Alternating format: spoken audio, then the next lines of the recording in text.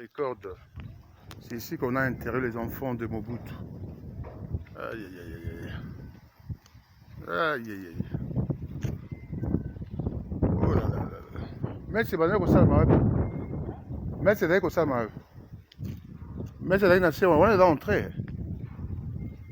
Aïe aïe aïe aïe. Awande place bana ya Mobutu.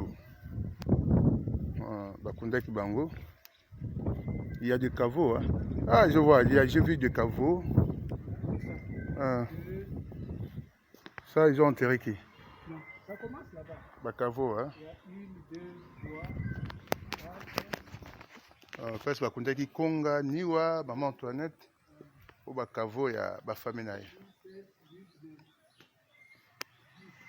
Mais bon, il y a avec l'esprit, il y a comme ça, cimetière familial pourquoi? Mobutu.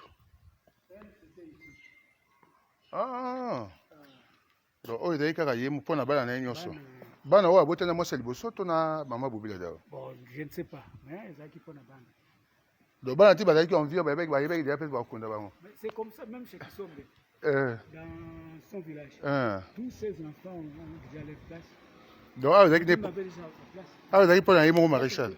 Non. C'est la maman. Ah, maman Antoinette c'est ici qu'on l'a déterré. Ah, on l'a déterré ici hein. Et les gens voulaient récupérer ce qu'elle avait sur le corps. C'est comme quoi? Des bijoux, tout ça. Ah, bah connaît les bijoux? Je crois bien. Donc on nous a dit marbre na marbre. Ah, les gens sont en train de casser.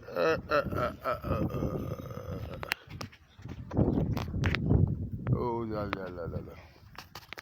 Le maréchal Isaïe.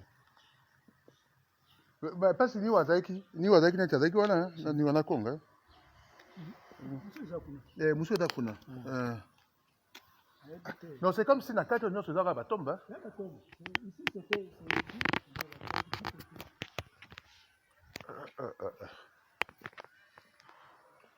La vie de Guadolité. Ah, ba tombe ba na kwa wana. Ba na kwa wana ba tombe. Ba tombe.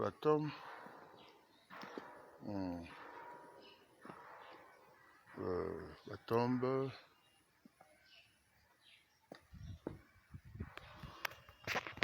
Mère de miséricorde. Ah, il a une chapelle, hein. C'est comme si sacristie, hein.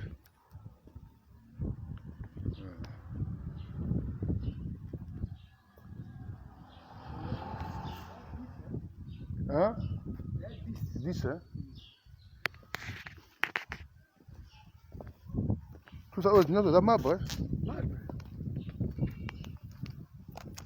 Mais voilà ce qu'on va déconner, il y a des peut-être